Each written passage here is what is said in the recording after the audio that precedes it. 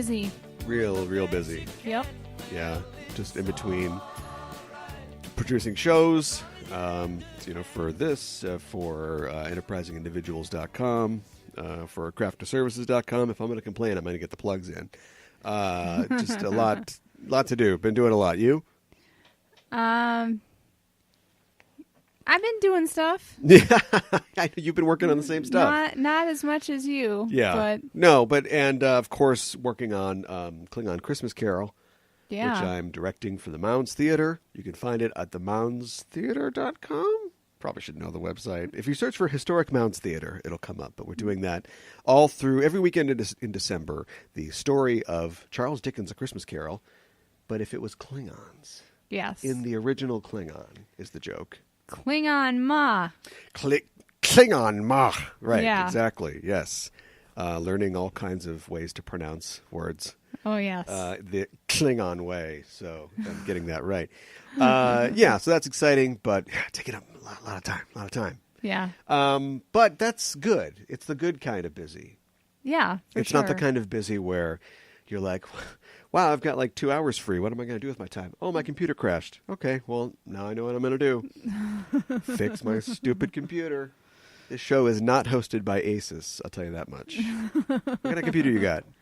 I've got, I think it's an Asus. Oh, great. All right. Well, anyway, Yeah. not it by certain aspects of the company, and not the ones that made my computer terrible. It is the computer that brings you this show, the Just Enough Trope podcast. I'm your host, Caliban, joined as always by my co-host. Hi, I'm Mikan Hana. And here we are in the second show of, it's kind of like the same week, just week to week, but we call it 8 Days of Punk. That's right. With cyber in parentheses before the punk, where we're talking about the world of cyberpunk and cyberpunk works. We are looking at the film Blade Runner 2049 today, which has just come out this weekend, and we'll be talking a little more about its release in our very abbreviated news section, because we have a lot to get to today. The bulk of the show will be our review/interreview, if you will, with author Lyda Morehouse, who was kind enough to stop and talk with us about her work, about cyberpunk in general, and about the new film. She saw the new film as well, and she's got some thoughts about it. And mostly because she herself is a cyberpunk author. Her first book, her first 4 books, I believe, in the Link Angel series, are all take place in a cyberpunk world. Yeah, it was interesting to see what she had to say about the film and cyberpunk in general. Yeah, and she's a cyberpunk from way back. Yeah. When we interviewed her at Convergence this year, we kind of broached or touched the tip of the iceberg as far as her history with cyberpunk and her thoughts on it. And we finally got to see the rest of the iceberg. That's right. It was a good iceberg. And a very interesting and fun talk. And we'll be getting to that a little later. And, of course, we're back this week with Comic Book Club. And this week it's a pick with a lot of collateral damage potential. There's a lot riding on it. We chose to read a Dirty Pair series, The Dirty Pair Run from the Future, a 4-issue miniseries. This is the white manga version. This is Adam Warren's version of The Dirty Pair. He sort of picked up the torch and ran with it for Dark Horse Studios. Of the perennial favorites, Yuri and Kay, the lovely angels, who are trouble consultants and cause a lot of trouble. They cause more than they consult. And so we'll talk about those issues at the end of the show. How are you? I'm good, Cal. Yeah? Yeah. You seem all right. Could be better. I'm a little tired. Yeah. But every show. I'm good. You know what I'm tired of? What? Well, I was going to say that I'm tired of the revelations that many figures in the entertainment industry have a history of sexual assault, molestation, bad news. But really what I should be and am tired of is the institutionalized sexism of Hollywood that is just on full display recently. We'll talk about it now, and we won't even make it to the news. But Harvey Weinstein has stepped back from his role. And just today, it was recently announced that the board of directors fired him. So he has been fired from the Weinstein Company for allegations of sexual misconduct with some employees, with some actresses, and so on and so forth. And he has not done a whole lot to defend himself. He did try to step, back from his role for an undisclosed amount of time, but now the company's just let him go. Oh, wow. That looks bad. Yeah, it looks really bad. And and their statement wasn't even like, due to the nature of this ongoing, blah, blah, blah, we will. No, it was just like, we've heard about what's happened and he's gone, effective immediately. Oh, wow. That's bad news. That is bad news. It's bad news for the continued toleration of sexual misconduct, but it's just bad news in general. And then it was also announced that Andy Signore, head writer for Screen Junkies, which is a subsidy of Defy Media. You probably know about them. They do the Honest Trailers. Yes. They're on YouTube. They've really expanded their operation recently, and he's also on-camera talent for them. Has also been suspended for the same thing. Well, I think it's terrible. I think it's terrible Don't stay that silent. this sort of thing goes on and that we tolerate it as much as we do. Yeah, I don't know. I mean, I think it's good, and I think solving the problem. The first steps in solving the problem is going to be us hearing a lot about this. Yes, because that's true. this has been going on and is going on, and I think that we're hearing something like Weinstein. People come out against him. It gives other victims the courage to do the same. Right. So I think you're going to get this. You're going to hear about this in waves, and hopefully this is the start of real big swamp draining. For the industry in general. That would be good. It would be ideal. Yes. It would be what we're looking for. Yes. But right now, it's just like, oh boy, bad news. It is bad news. Yeah. Especially on the Screen Junkies side, because they make like 6 videos a day, and a lot of them are just them live streaming entertainment news. They've tried to set themselves up as not just the Honest Trailer guys, but like a entertainment news outlet on YouTube. Right. And you're not going to see him anymore, you're not. probably ever at all. And they're going to have to address that, because you can't just kind of keep moving. The YouTube comment section is all going to be that until you sort of confront it and talk about it. And I'm sure that they are going to deal with that probably well. I hope so. I hope so too. It's rough. I mean, we are kind of on YouTube, not as much as I'd like to be, but we're a presence. And so for our fellow reporters and content creators, I feel bad. I don't even know what I would do in that situation if all those people that you've the misconduct with finally came out and accused you. We've kept them silent for now, but are you talking to me? Who am I looking at? Yeah, well, it's not funny, but No. Yeah, it's too bad. So let's do that job, that good work, and let's talk a little bit of news. So McDonald's did a promotion, a Rick and Morty promotion this weekend. I heard about that. Where they had, they brought the Szechuan sauce back. Yep. And apparently, I actually had a friend who went to get some of this Szechuan sauce, and they were giving out tickets for it, basically, because the demand was, as you'd imagine, huge.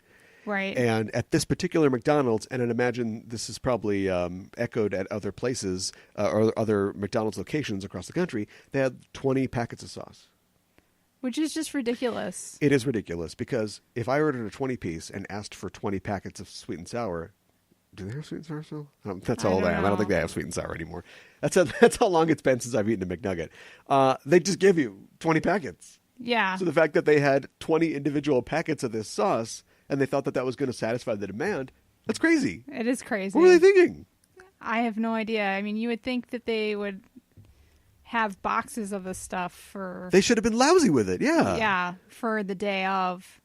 Yeah, but apparently that was their plan. Just 20 packets, no problem. Ticket, you get a packet of sauce. Yeah, and then I guess they also had some stickers and like items and stuff that they were giving out. But okay. So people are, they're understandably upset about that. Obviously. But McDonald's has mentioned or released a statement saying that they will be bringing out more sauce at some point. Okay. Very open-ended. And I think watch me as I don't hold my breath. Yeah. Well, they said this winter And their statement was peppered with like, oh, it's going to bring it through a portal from another dimension. It's like, all right, don't be cute. I want my freaking sauce. Yeah. Give me my freaking sauce. I need it. So we'll see how that goes. They're going to want to fix this pretty quick. Did you ever have it? I don't think I ever did. So insofar as I could remember something that I tasted 20 years ago, I did have it. And yeah. It was okay. Yeah, I remember it like, man, yeah, it's fine. Yeah. It's what you expect. It's just funny because Rick and Morty made such a big deal about it. Yeah. And that's why it's... They should do a show funny. or a story about getting rid of institutionalized sexism in Hollywood. Yeah, they should. Fans would just make it happen. Yeah. Immediately. There would be no choice. Hollywood would have to follow suit. Or maybe just like get rid of 20 guys who are harassers. And then give tickets for the rest. Stop it. All right, good stuff. Anyway, here's a bit of great news. Batman the Animated Series is going to be remastered and released on Blu-ray next year. Oh, that's pretty awesome. Yes. Long overdue, I think. I can't believe this hasn't happened already. But we'll get to hear all the great music. I want to just point out from our former guest, yes. Christopher Carter, composer who worked on that and other Warner Brothers series, and hopefully a Batman Beyond and a Justice League and what the hell? Let's hope. Yeah, let's Superman. Throw him in there. Sure. Hopefully they'll all come out. So I'm going to buy this to make sure people know that we want this. We want this for sure. New York City Comic Con is going on this weekend. Okay, sure. There's not like a ton of news, which is why I'm not reporting on it right now. But there was one item that I thought was especially troubling. Okay. That I did want to talk about, which is that Marvel apparently has partnered with the defense contractor Northrop Grumman to do a comic book with them. Okay. It's not great. Northrop Grumman is, they built the B-2 stealth bomber, and, they make warplanes and stuff like that. Okay. And so I'm really confused by this. Marvel announced one of those. Remember how they had, like, Superman meets the Quick Bunny? They do these, like, promotional comics. Okay. Or, like, Spider-Man Sure. and Power Pack take on child abuse, like that sort of thing. Sure. They had come up with this comic where the Avengers are going to meet the N-Gens, which stands for Northrop Grumman something, who cares? And it's just like a fake team of superheroes, and they go like, you protect the streets, but we protect the country. It's propaganda. Oh my gosh. It's just propaganda. Yeah. And do you think that there was an outcry from the public about it? Maybe not enough. There was one. There was? That led to them canceling the Comic-Con announcement event they were having on Saturday, and eventually they have now they're canceled the release. It's not going to come out. Well, who thought this was a good idea in the first place? That's what I want to know. Who ever thinks that any of these things are a good idea? Who is asleep at the wheel? Just from a PR perspective. I know. Dove got in trouble recently, the cosmetics company, because they had an ad. I think it was like an online like banner ad or something, where there's a black woman wearing like a black top or a brown top, and she like pulls it over her head and takes it off. And when she does, she's a white woman and the top is white when she takes it off. It's like, what? Are you saying that Dove will cure your non-whiteness? It'll wash the black off of you? What are you doing? What are you trying to say? I'm sad. That's really terrible. I'm really sad. They're usually pretty sensitive, too. Dove? Yeah. Well, they've planted their flag as being the sensitive company. Yeah. Not going well. No. As far as that goes. Remember the Gambit movie? Yes, I do. Which was announced so long ago and has gained and lost Channing Tatum a million times. Yes. He has recently announced that he will be doing the project again. Apparently he's got like first first look option deal on this. Okay. But anyway, he keeps sort of like teasing it, and then he runs off and does a 23 Jump Street or whatever and comes back. Well, he is still on board, apparently. Rupert Wyatt and Doug Lehman were both attached to it previously. Now Pirates of the Caribbean's Gore Verbinski has been attached to the film, and apparently it will be moving forward again.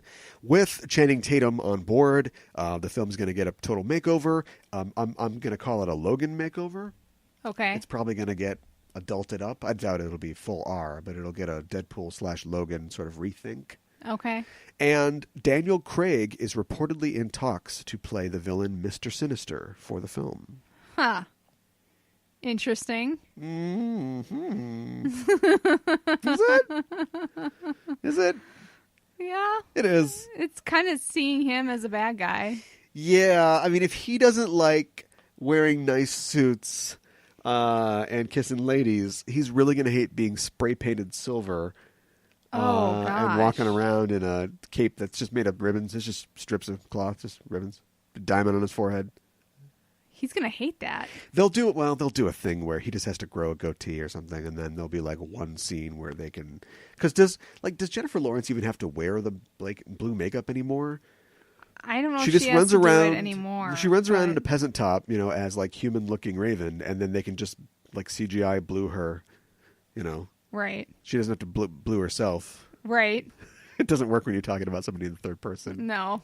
I'm afraid I just blew myself.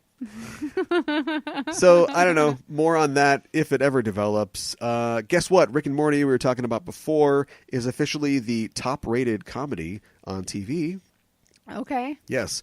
In a statement, Cartoon Network President Christina Miller was talking about it. They were saying that it is the #1 comedy in the key 18 to 24 and 18 to 34 demographics, which leaves us right out, so it doesn't matter.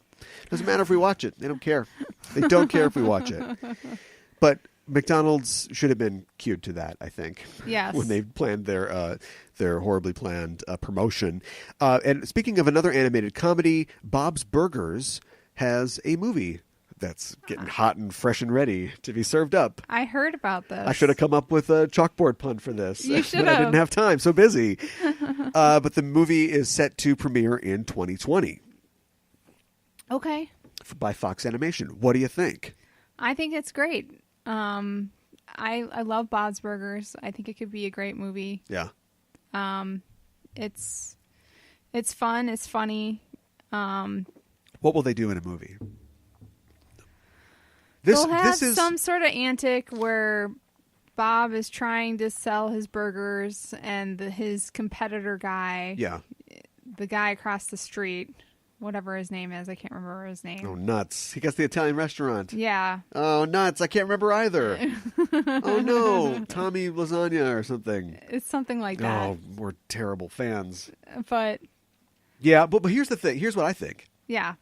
So you can go big with this, because the thing about Bob's Burgers is that it's very contained.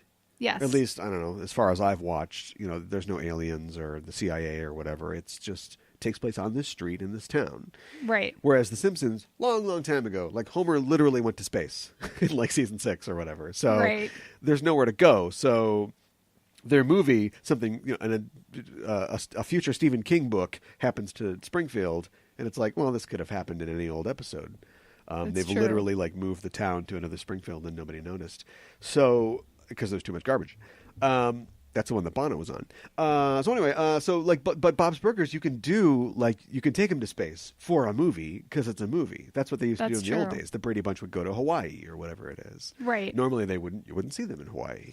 So maybe it's like Bob does have a new recipe and he becomes like a viral hit or something, and so you have like Andrew Zimmern and like Anthony Bourdain, could like guest star, and he gets a network, Food Network show or something like that, and that'd be great. The trials and travails, and you get plenty of opportunity for celebrity guests and that sort of thing. I think that's awesome, and that should happen. Okay, well, call me, Fox Animation. I've got some ideas. And speaking of things being TV shows, we kind of were.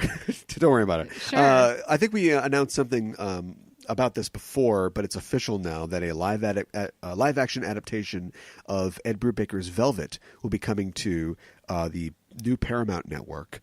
Okay. Spike TV, which somehow still exists, is being rebranded into Paramount Television, and they are going to be making a live-action adaptation of the Cold War spy comic Velvet. Huh. Okay. And Brubaker will be executive producing. So, it begins. Cast Velvet. Go. Oh, boy. Velvet Jones. Not that Velvet. He knew that $250 he'd spent on wine would not go to waste. Velvet Jones. No, this is about a lady spy, a more real-world Black Widow. Only she's like, you know what? It's like Atomic Blonde. In fact, Atomic Blonde doing okay at the box office is probably what inspired this. How about what's her face who was in Blade Runner who played like the badass? Oh, really? Yeah. Who played Love? Yeah. We'll get to that. Sylvia Hawk or something. She's I believe she's a Scandinavian or a Dutch actress. Okay. Yeah. Here's what I want. Here's what I love about Velvet is that Velvet takes place in like the late 70s, early 80s. Okay. And it's about a spy. It's exactly what Atomic Blonde is. It's about a spy who is, she's an older woman. She's probably in her mid-40s. Her sort of spy heyday is behind her, and she gets, burnt. And so she has to kind of go on the run and find out, get the documents or whatever. It's better than I'm making it sound. So you need somebody mature. You need somebody older. Okay. I would say Charlize Theron if she'd do a TV show, but she already did that. She did a movie. So somebody like that. Okay. What do you think? Jennifer Connelly, right age, but I'm still not convinced that Jennifer Connelly can act. I'm not 100% sure either. You have no power over me. She was 15. Don't hold it against her. David Bowie will hold it against him. A little weird when you think about it. Yeah. He was like 40. Little weird. Late 30s. Come on, we can do this. Emily Blunt. She's a movie star. She won't do it. No. But she'd be good. Yeah, she would be good. Who can kick butt? What about the actress who played Mary on Downton Abbey? I don't know if Michelle Dockery. Yeah. I don't know if she can like kick butt or whatever, but she actually she's on a TV show that's on some basic cable network, I think. And I can't remember what it's called, but it's about she plays like a hustler, like a girl who's a swindler. Sure. Now I'm just stabbing out, but she gets in trouble and she has to kind of play people, and I don't know, it sounded kind of interesting, and I never really ended up watching it. So here's my review. Didn't see it, but yeah, okay, I can see that. This is. Look, you know what? I would do this with a guy too, so I don't mind doing it with a girl. She's too cute. She's too cute. She's cute. What I like about Brubaker and Steve Epting's art in Velvet is that everybody looks really real, and Velvet is not. She's a handsome woman. She's not unattractive, but she looks like if she smiled. The thing about her character is that her undercover she was like the typist and like secretary, like sure. in the intelligence office, but then at night she was sneaking out and like doing these like black op type things. And so if she put her hair up and smiled, you'd be like, this is the secretary. But when she puts like the cat suit on, she's got like a grappling hook and some rope, and she just got this face like she doesn't care if you live or die. Like you have to be able to buy that she's like this, dead-eyed, sort of dead-hearted spy. Okay. And like Michelle Dockery is like, oh, but father, we must have the banquet in the garden. I don't know if I'd really buy that. I can't think of a lot of TV actresses right now. Anyway, I'm really terrible at this. But if I saw some headshots. So anyway, more on that as it develops. I can't wait. That sounds really great. Yeah, it does sound good. Let's talk real quick about the Runner of the Blades from 2049 before we go right into our interview with Lyda Morehouse about Blade Runner. The box office reports are in for Blade Runner, and not great. No. Not too great. We will have our own review of Blade Runner just in a little bit, and I want to warn people before we get into it. It'll be we'll time code it. You'll see in the show notes.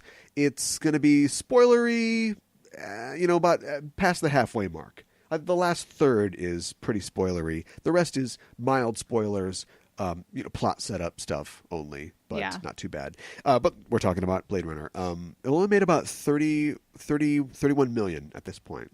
Okay. I think they're projecting it to finally land at about 32 million for the weekend. Not great. That's not fantastic. They had it pegged at 45. Wow. And it's not doing well. It's made about 50 million overseas, which also is not really all that great. So much like its predecessor, looks like to be a financial failure. It's a flop. Yeah. Which is not good news for the people who had high hopes for this. No. They're saying they hope that it's going to have legs as it goes, and I'm like, who's going to go see it after? It didn't do well in the premiere. If it didn't do people well. aren't going to be like, well, give it a chance. No, it's not going to have any legs at all. Yeah. Especially as such a fringy genre kind of thing. Gosling and Ford or no. Do you think this is a referendum on Ryan Gosling's star power? Person who doesn't work for Hollywood at all? Would you run out and see a movie because it was The Goz? Not necessarily. Yeah, I don't think I would either. I don't dislike him. I don't dislike him either. He was great in The Big Short. Yeah. It's like the only movie I've ever seen that I really remember that he was in it, and I liked it. It's too bad. And Harrison Ford shows up in his own clothes. Just wearing a T-shirt. It's like, Harrison, you're going to have to be submerged in water for a long scene. Can I wear my own clothes? Yeah. I got a Hanes His Way shirt. It's perfect. It's going to be perfect. Everybody else is in, coats with big collars and all that. I know. Yeah, it's comfortable. Cargo pants. Can my dog be in it? Yes, but the water scene's going to be 3 minutes long. All right, fine.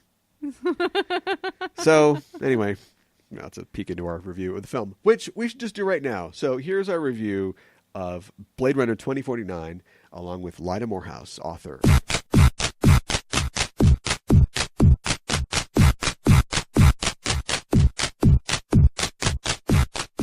Joining us on the show today to talk about Blade Runner and about cyberpunk in general is author Lyda Morehouse. Lyda, welcome to the show. Hi, thanks so much for having me.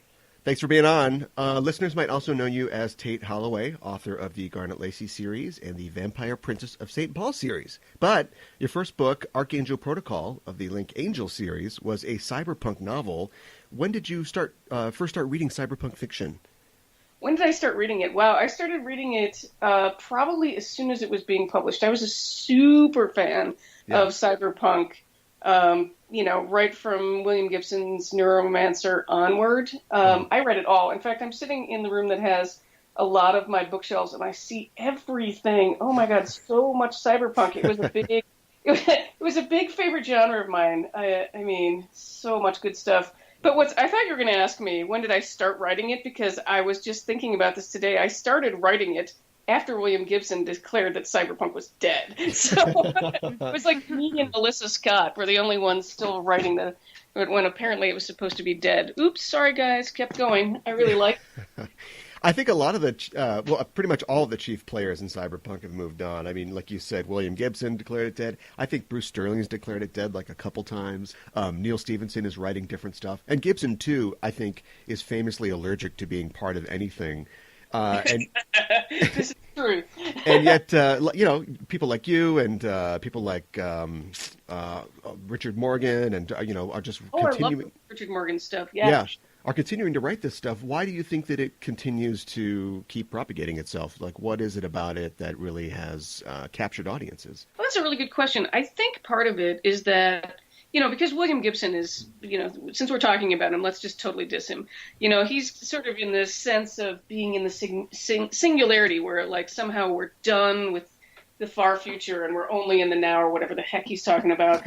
And I wonder if some of the reason that cyberpunk still stays popular is because we are living in the digital age. We kind of are in the cyberpunk future. And the questions of what makes us human, what is a human interaction, how do we sustain communities digitally, I think those are all still really, if not more, vital questions now than they were in the 1980s. When, of course, we had no idea what computers really were. And we certainly didn't carry them around in our pockets, like we do now. Yeah. So, I think that's part of why it stays viable, at least for me. Plus, since we're going to talk about the movie, there is a cool aesthetic. In fact, it was interesting. I was talking to my son about the original Blade Runner movie, which he's never seen, and he was like, I kind of just thought cyberpunk was like sort of like steampunk, like a set of clothing. And I was like, huh, yeah, there definitely is an aesthetic to cyberpunk. Yeah. We've been arguing about this in the studio, but what would you say is necessary for a cyberpunk story or world? I mean, what makes something cyberpunk, other than the clothes, of course? Other than the clothes, yeah, and like the gears for the steampunk. Right. Okay. It reminds me of the one time back in the 90s when I tried to dress for Halloween as a cyberpunk person. I basically glued some gears to my temples. It was hilarious. I'm dressed in black. Sure. So apparently part of my brain thinks that is part of it. But I guess, it's an interesting question. I think that part of what makes a cyberpunk story needs to be that question of what is humanity? Like, Sure. What are we as humans in sort of in a digital age, in an age where we are connected by electrons more than we are in real life? And, I don't know, because that's not the only question of cyberpunk. But it's one of the main ones, I feel like. But I was thinking about this too in terms of like the punk part.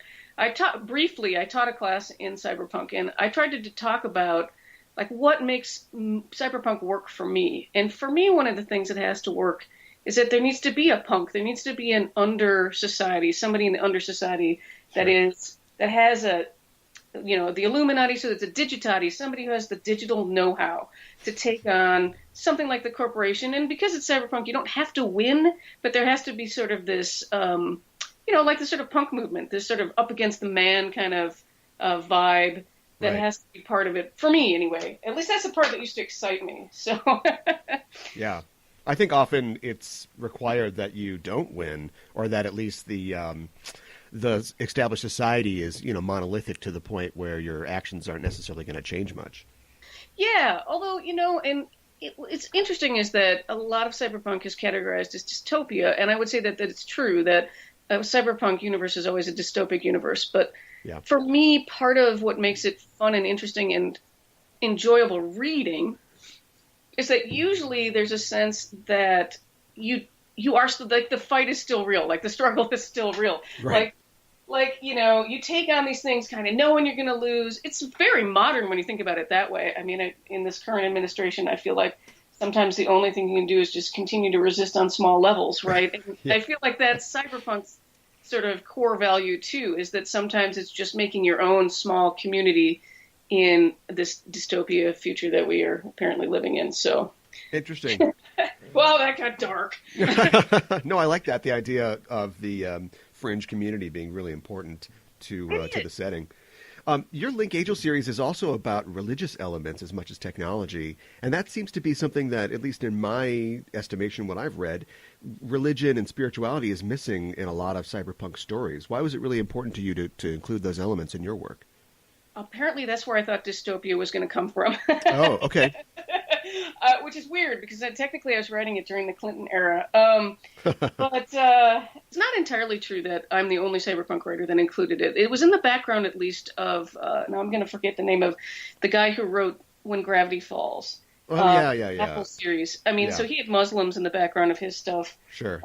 And he took place in sort of the Muslim world. But I was thinking in terms of, when you think about the man, whatever you think of that as in the cyberpunk universe, there is an element of the control element. And definitely the universe I created with a theocracy had a lot of religion used as control. And I was creating an underground of people who didn't fit, which is, that was just happened to be true to my life. I grew up non-Christian in America, even though I'm not a non-Christian in even some of the traditional ways. I'm not a Muslim, I'm not a Jew. I was a non-Christian, secular, humanistic, Unitarian Universalist. Oh, okay. So I went to a Catholic school, and so I had this sense of the larger American culture being very religiously dominated, and yet seeing that there was all these pockets of smaller things around. And I guess that was kind of my punk, was those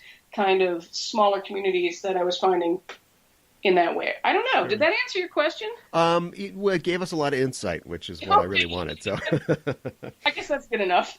Well, I mean, like in the Sprawl trilogy, we were talking about Gibson before. You know, he does introduce religious elements, like with the voodoo loa and stuff like that. Yeah. But it almost seems to be it's not doing it to emphasize any kind of spirituality in the characters in the universe. It's more to just provide a stark counterpoint. Technology has become such the norm that now this sort of religious thing, which in the past would have been what everybody could key into, is so strange to all the people who have chips in their brains. Well, okay, so if one of the questions of cyberpunk is how do we find meaning in a digital age, probably one of the answers is either made-up religions, like a digital religion, or returning back to an older religion. Yeah. And I guess that's was my exploration, too, probably subconsciously, since I'm only just now thinking of it. But I'm not supposed to admit that stuff. I'm sorry. I'm glad we could help you uncover that. I think, Neuromancer is probably one of my favorite cyberpunk books. I think they've tried to make it into a movie like a couple times, but at this point, he would have to. Johnny Mnemonic with Keanu Reeves. Which right. Oh my God. Neuromancer, and even Johnny Mnemonic is almost a future period piece of the '90s. If they were going to make Neuromancer, it would have to be like a period future 80s piece, a lot like Blade Runner and its sequel are. Do you think that a Neuromancer movie could work still? I don't know. I mean, it would be. I wish it would. I would hope that it would. Yeah. It is. I have not tried. Have you tried to reread it since, like in the 2000s here? I've read it like 100 times, so yeah, probably. Okay. So do you think it still stands the test of time? Is the question. Yeah, but do you think that it would? Because the story elements are cyberpunk clearly, but it's like reading it again. I did actually read it a couple weeks ago. It's Gibson's prose, that sort of, because he was a big like Burroughs guy. It's that jazz beat sort of cut up sort of prose.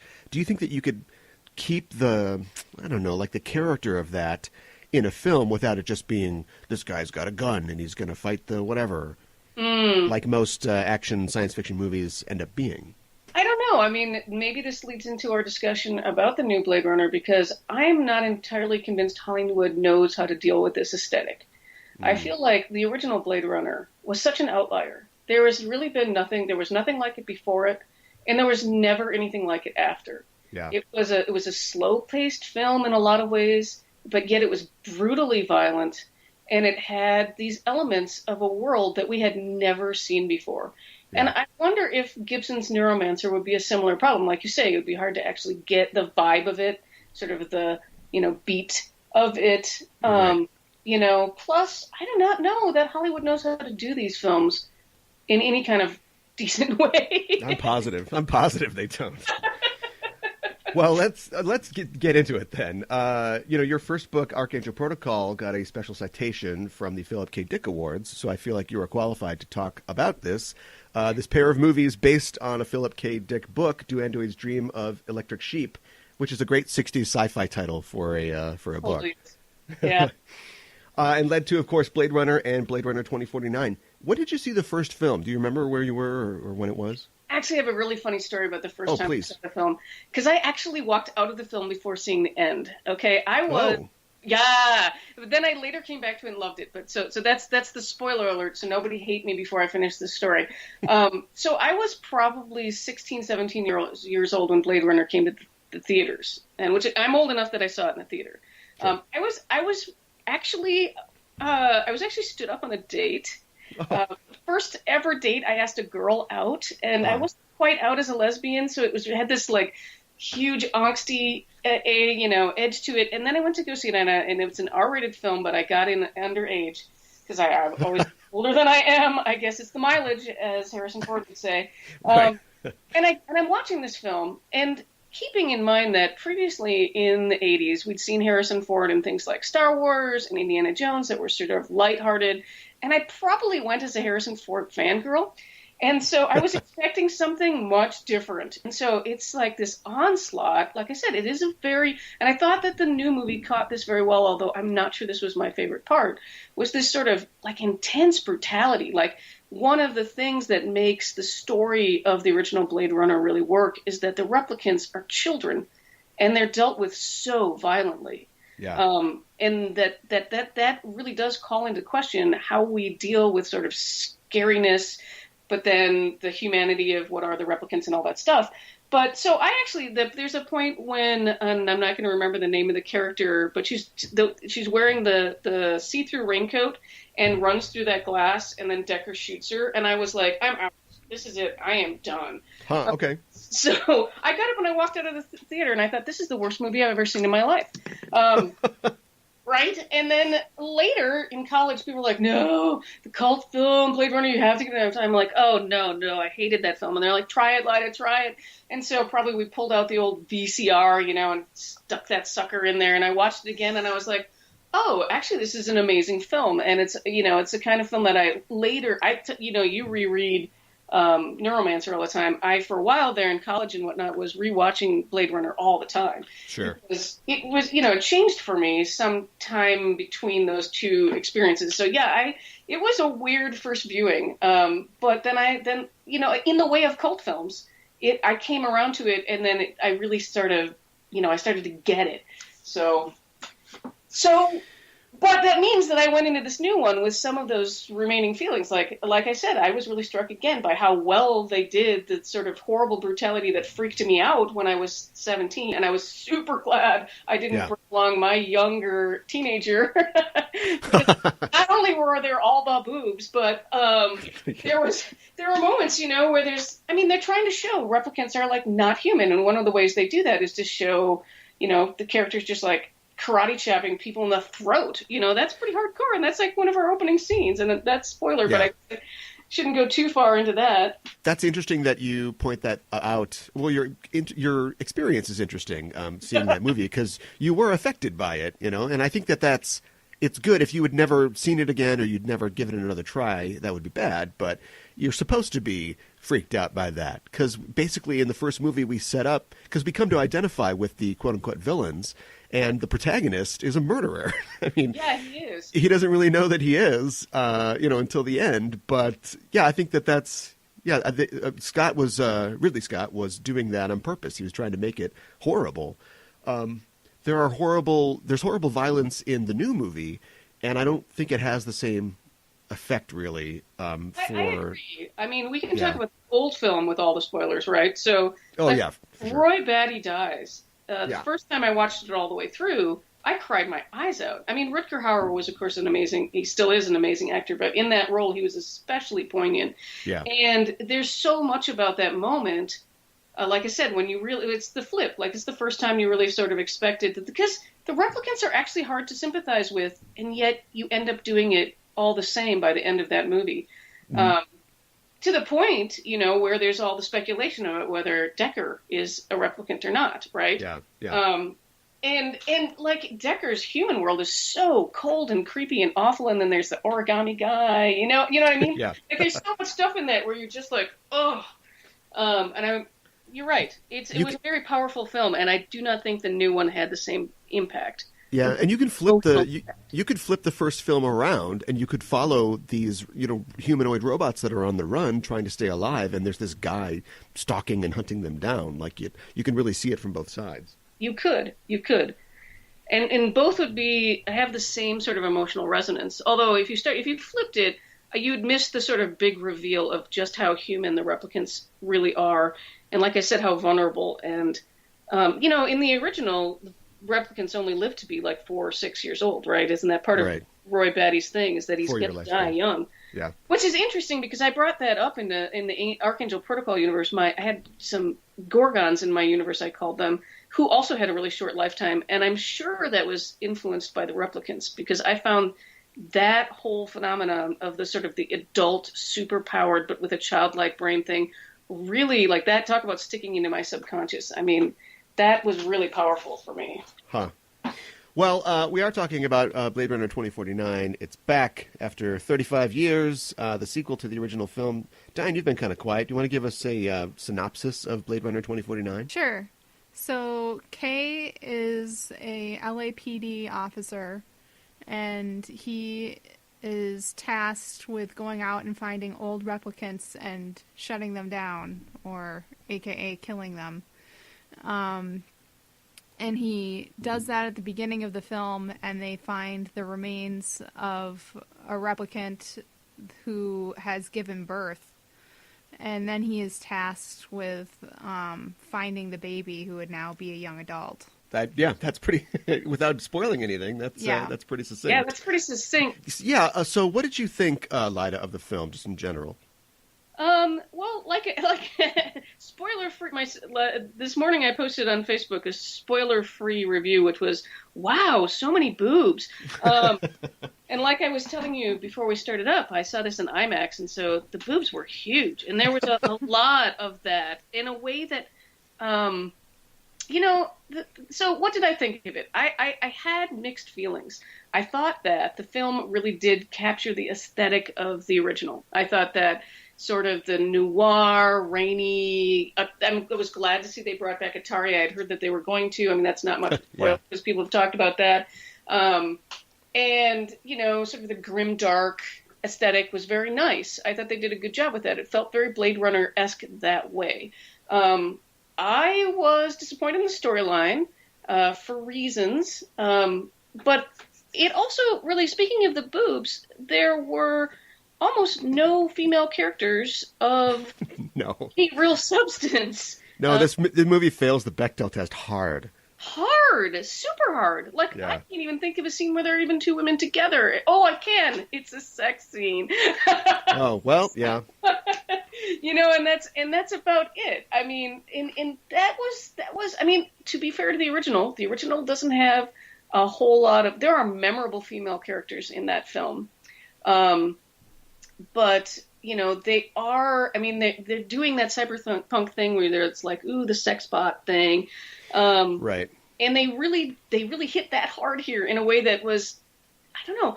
I was trying to decide whether or not one of my issues with this film has to do with the fact that there are certain aesthetics that were perfectly okay in 1985 that are less so in 2017. And one of them is failing the Bechdel test for sure. And then the other one was, it used to be in cyberpunk, and Melissa Scott and I had conversations about this as two queer women who were writing cyberpunk, is that it used to be that sort of queer and people of color were put into cyberpunk because it was a way of showing that the world was dark and scary, that we had gone down the wrong path, and now the world is overrun by these, fringe elements, right? But at the same time, it was an era in which we very rarely saw any representation, and so both of us were drawn to this, despite the fact that it's this double-edged sword.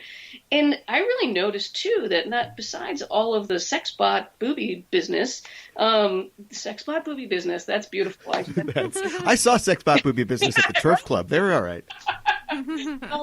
But there was also this sort of I distracted myself with that. Where was I going? There was actually a surprising lack of people of color with major roles. There were again. It was like if we were exploring the gritty underside, we ran into people of color, or killing people, we would run into people of color. But it was odd. I mean, I don't know. I'm very torn about it. I wanted it to be a different movie than it was. Although, like I said, I feel like they really nailed the aesthetic. What did you guys think? Oh boy. Well, I've got some responses to your thoughts, and then we'll get into our thoughts. Okay. I agree about the lack of diversity. I mean, Ana de Armas is who played Joy is Cuban, but I mean that's she's just a girl basically. And then the guy Drax, who plays Drax, what's his name again? Dave Bautista. Yeah. He's a part Filipino. Right. But you're right. I mean, it's a lot of pink skin in the film. I was just going to say that, I was kind of cool and okay with the relegation of women to these sort of traditional roles in the first one, because that's kind of the point, of the replicants, is that they are there to be horror bots, basically. Right. You know what I mean? Right. It's part of the tone of the first one is that it's like, ooh, Stepford robots, you know? Right. Yeah, exactly. And then to see them, you know, in this film where not only has our society, like real life, evolved, but the society and acceptance of replicants has evolved. You've got characters that are named like Joy and Love and stuff like that. Like they don't even have full names. Mm-hmm. Yep. I did think that Robin Wright's character, who is woefully unexplored, was probably one of my favorite parts of the film. Like I really liked her. Unfortunately, like most of her dialogue is her just expositing and also like describing like what we literally just saw on screen. But there's a part where I liked her relationship with Kay as the captain, officer, subordinate. And there's a part where she goes to his apartment and they're talking about the case and she's like, drinking his vodka or whatever. And she's been there for a while. And we get this sort of, addressing of the what you might see in another film. We've got an older woman in power, with like a young, hot sort of subordinate, and it's like, are they going to maybe cross this line? And there's this in one of the only examples of subtlety I think the film really shows. We get this hint to like maybe that could be a thing, but then it's not, and then we just kind of move on. She's kind of looking at him. She's like, "What happens when I finish this bottle?" And he's like, "I got a lot of work to do." And she's like, "All right." And she just kind of leaves, and it's like that was. I don't know. I just like that little moment. That scene? Oh my gosh, you just blew my mind open. I had no idea how I was supposed to. Oh, okay. Well, that's how I read it. No, I think you're probably right. Okay, here's my problem as a lesbian. I saw her as queer coded as lesbian. Okay, sure.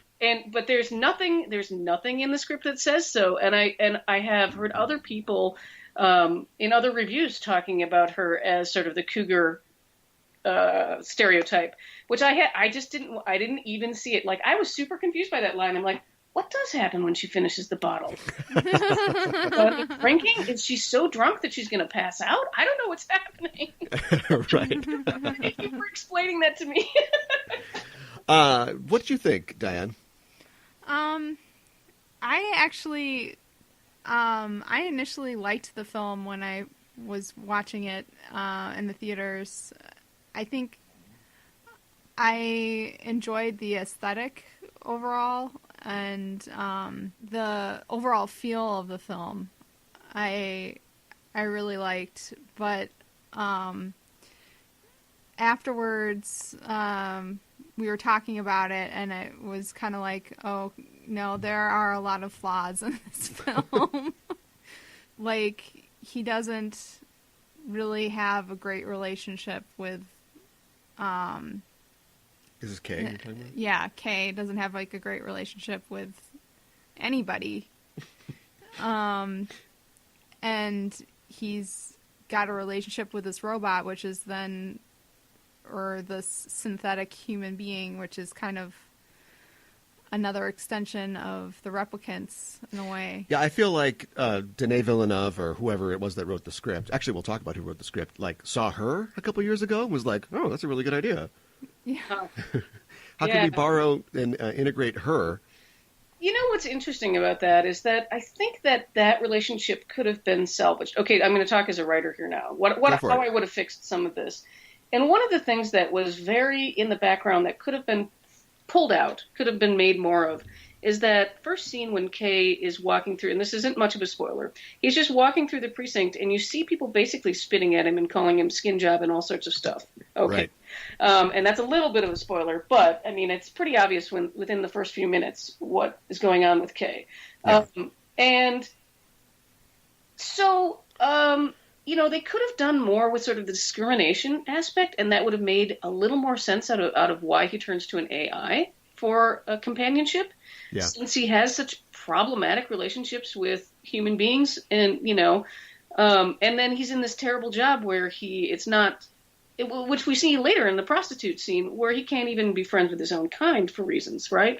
Yeah. And so, you could have done a lot more to make her more central to the story in terms of, like, okay, if this is his biggest interaction, I wanted a little bit more, like, you get a sense that the AI is a real person pretty early on. She has wants, she has desires. I don't know, they could have done a little bit more play off against different types of artificial humans. Yeah, they could have done anything with it, because this is a world this is a good point. Is clearly comfortable with going in this like biopunk direction and creating synthetic biological humans, And then there's a whole big deal about whether they have rights or not. In the meantime, they've created like a Cuban girl who is apparently completely sentient, and there's no discussion about, like an artificial silicon mind versus an organic mind and whether one has rights or not. I mean, clearly one is a product, but she is essentially, like, she's following him. She's giving him, like, clues that he wouldn't have got, like, on his own. Yes. Like, she's fully a part of this thing. Yeah, absolutely. And I, and the relationship really could have been developed more. I mean, speaking of things where I didn't cry, there was a moment in here where I could have cried and I didn't. That's my non-spoilery way of talking about it. And sure. I think it had a lot to do with the fact that this relationship was just not that well built up. You know? It could have been, I don't know, there's something poignant about having to turn to an AI. I mean, it's one of those things that's really fascinating is that there are these kind of options out there in the world right now. You can buy holographic, in Japan, you can buy holographic sort of Wi-Fi's wives, Waifus, yeah. And people have always been able to attach themselves to things that are robotic-like. I mean, like even things that don't even look human, but that are machines. We can put a lot of emotions. I mean, you think about the Iron Man movie and the two robots in there. I love both those robots, and they just were literally arms that moved around in the first Iron Man film. You know what I'm talking about? Right. Yeah. And so I would have cried if one of those guys got smushed. So there's something missing there. Like there's something, I don't know. Yeah, there's so many lost opportunities. I guess that's maybe what we're talking about. Yeah, that is. Well, that's what I want to talk about. I mean, I just did not enjoy this really at all. And I have to say, like every review does that's going to be negative, it's a beautiful film. I'm so sick of beautiful films. I think we're fine on beautiful films at this point that totally miss the point or miss their opportunities, especially one like this that, has a lot of expectation and weight on it. You've got this movie that is, as we've talked about, fascinating, has raised a lot of questions. People have been talking about it for 35 years and has led to this one.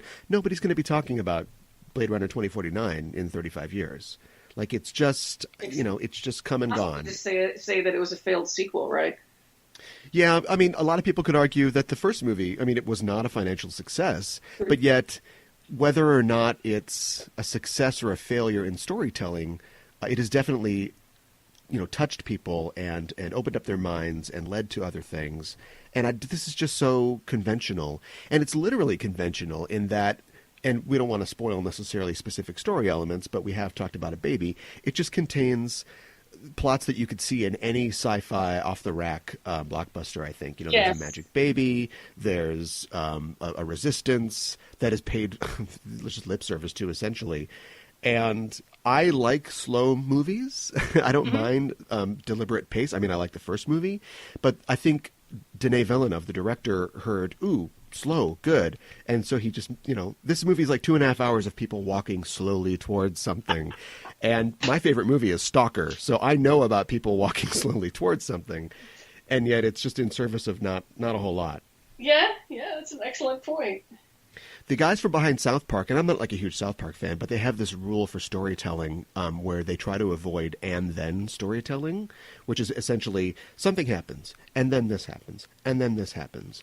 And I felt like that was pretty much what went on in this film. They try to focus on the words but and therefore. Something happens, but something else happens, or therefore, because this happened, it leads to something else.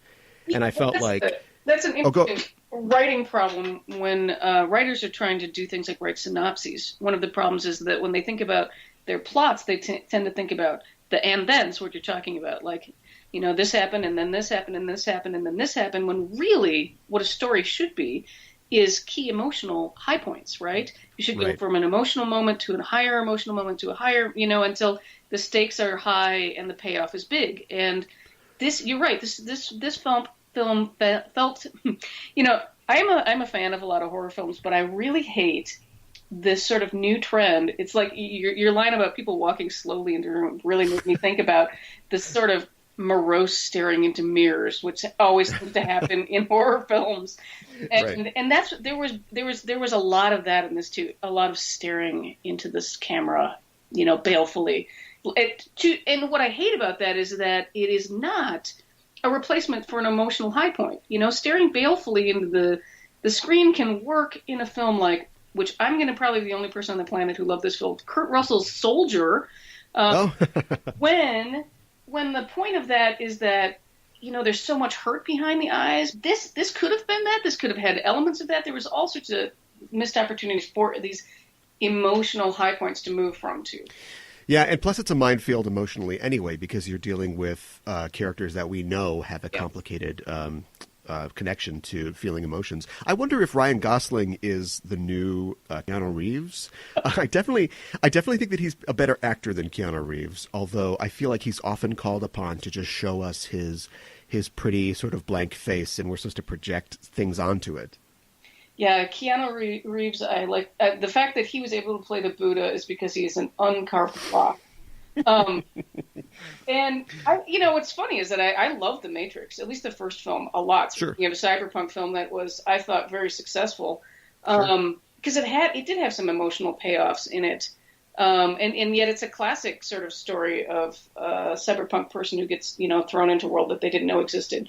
And it even doesn't, it ends with him simply sort of leveled up, but they haven't smashed the whole thing. They are still a resistance. They are still, on the back foot. Exactly. And there's a resistance that got a really good setup as opposed to, like you say, the lip service resistance here was frustrating because for one, that's where they stuck all the women too. Yeah. And all the non-white people too. Yeah, exactly. Yeah. But yeah. It's funny you mentioned Soldier, and of course, Kurt Russell does he's the best at the puppy dog eyes. Oh, real. that he shows in Soldier. But Soldier was written by David Webb Peoples, who also wrote Blade Runner. Oh, no idea. Yeah, and it's also technically supposed to be set, it's like a sister movie. It's set in the same world. My problem with this film is they got one of the writers from the original Blade Runner. They just got the wrong one.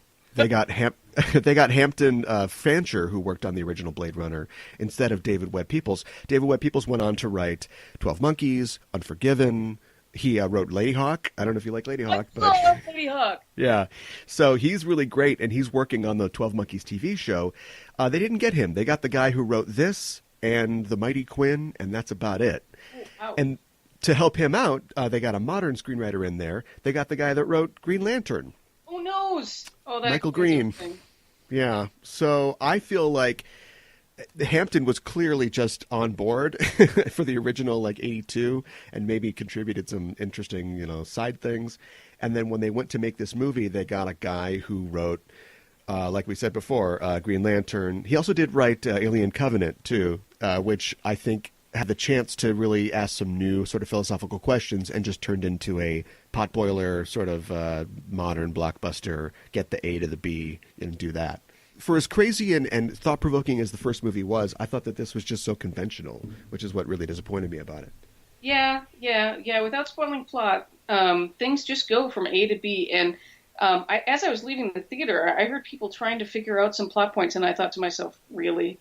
Okay, really, huh? 2x4s throughout this whole thing for you. Interesting. I mean, maybe I'm just in a. No, I don't. I was going to say maybe I'm a sophisticated viewer, but I'm super not. So. Well, you are a crafter and a wordsmith. So, well, yeah. I am, although that doesn't always translate to visual. You know what I mean? I'm pretty good at teasing out a plot when I'm reading it, but sometimes visual clues, I do sometimes miss them, just because there isn't the written word to back them up. But, in this one, there was a discussion about one of the symbolic pieces, and they're like, what did it mean? And I'm like, are you kidding me? Okay, it was just... I will say that was one of the... Okay, just a segue. For people who haven't seen it, this is going to make no sense as a segue, but there is a symbolic image in here that has a lot to do with memories, which I found that bit about how do you tell... I thought this was true in the original movie, too, though. How can you tell a real memory from a manufactured memory to be one of the more interesting questions that cyberpunk poses at any given time. Yeah. It's just, again, a shame that wasn't the core of the story in a lot of ways. I mean, in some ways it was, but in some ways it really wasn't. It's something the plot turned on, but it wasn't necessarily an emotional hook. Yeah. I think every element that was sort of questionable or sort of like an addition was all things that were there simply for the plot to turn on, instead of having things like it's not important, both in the book Electric Sheep and the first movie, it's not really important that animals are mostly extinct and now they're all artificial, but it's world building. It's just part of it. And I think every little thing that is kind of a world building element in this is all in service of their kind of convoluted action-y sort of plot. So there's very little that makes you go, huh, that's kind of neat. I didn't, that would be an interesting way to live your life. The one thing I thought worked pretty well was the junk orphanage, which is part of the plot because he's looking for this baby and he goes to where this orphanage where the baby might have been. But also it's like, okay, that's a new element to the world. There are just teams of little kids that are just raking through detritus, from the earlier world to try to find something valuable. It reminds me a lot of Hollywood screenwriters these days who are also raking through things from the past, but unintentional. Yeah, it's interesting. When I saw that scene, I was reminded, I don't know how much you're reading current science fiction, but there's a scene from the woman who wrote A Long Way to a Small Angry Planet. Her sequel was Closed in Common Orbit, and in it there is an orphanage that basically does the same sort of thing. It's off-world. But they sift through all the garbage for copper and useful bits. So I thought that's the first thing I thought of when I saw that. I was like, oh, that's what that would look like. That's terrifying. Speaking of another cyberpunk type story, I thought of a sequence or a moment from the Ghost in the Shell manga where Section 9 has to go and investigate this orphanage. And it's not illegal. It's a state-run orphanage, but it's basically a bunch of, war orphans who are all working very hard on, parts for something or other, and they're treated much in the same way as they are in the film, where they're just basically slave labor. Right. I love the original Ghost in the Shell too. Speaking of that stuff, both the movie and the manga were both phenomenal. Yeah. Cyberpunk. You're making me remember all the cyberpunk I love. And it's just interesting to see Japan's, because I think Japan has a lot more perhaps authority on the technical side to talk about cyberpunk than we do, because I think their society is already, like when a white author sits down, an American author sits down to write about cyberpunk, he's taking New York or he's taking some American city and making it a lot like a Japanese city runs today, really. Turning it into Tokyo. Yeah, exactly. Yeah, right. Yeah. Yeah. So, boy, a lot of mixed feelings about this film in general. We might, now that we're at the end of the review, we might be able to shift into sort of full spoiler talk. What do you think? I like the fact that, so as far as this movie kind of missing the point and being, almost masturbatorily, if that's an adjective, reverent to the original film, there's even a plot point that turns on that where Jared Leto's character, Wallace, has created a duplicate of Sean Young, who she probably got paid, but she wasn't going to be in this film. Sean Young is, famously, everybody's mad at her and she's mad at everybody. So, but it's funny how they leveraged her character so much in this, and they bring back this copy of Rachel to sort of entice Deckard to give them the secret, which, does he have a secret? I don't know. Anyway, it's a movie thing. And he rejects it because she's fake, but also because she doesn't have green eyes. And I thought, wait a minute, Sean Young doesn't have green eyes. She's got brown eyes, clearly has brown eyes. And I went back and watched the Voight Comp test from the first movie.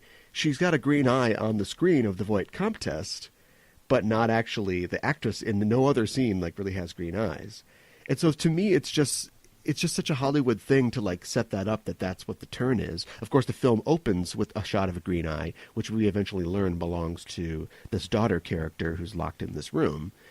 But otherwise, it's the sort of twist that only really gets Hollywood screenwriters hard, and as audiences just kind of go, oh, okay, great. It's interesting because at that, I had also remembered that her eyes were mostly brown, and so for me at that moment, I was wondering if it was actually a clever moment, which I think you're probably right that it wasn't. It was probably masturbatory, as you say. I like that term. I'm going to try to use that now regularly. Sure. I think I said masturbatorily, so maybe that's an adverb. I'm not sure. That's a real word. At any rate, I had almost thought that it was a clever moment where Deckard was actually just trying to get rid of that replicant, knowing that that the longer Rachel clone was there, that he would be more likely to fall for her again. I see. I thought that was interesting. I thought the masturbatory moment was the fake-out attempt to get the viewers to think about whether Decker was a replicant or not. In that tiny little scene where Wallace, or is that his name? I believe so. Is that the bad guy's name? He's so not memorable to me, except for his head exactly. I remember the Tyrell Corporation like nobody's business, but sure. I can't remember this dude's name at all. But with his little, or were you programmed to fall for her the moment she walked in? I thought, well, if you watch the film, no, not really. No, it's not possible. I mean, but that felt to me like hey guys, we didn't forget that Decker might be like in some of the little fantasies. Yeah, I don't envy the filmmakers. Like I said, I don't really like the film. They had a really tough job. Also, they had a really tough job because there are like 14 different versions of the original film. Right. And which one do they decide is canon, And I think that that was a cheap little line or scene, but I think they split the difference. That's one thing they did right. I think they sort of managed to take every sort of idea and version as canon and deliver a story based on that. Yeah.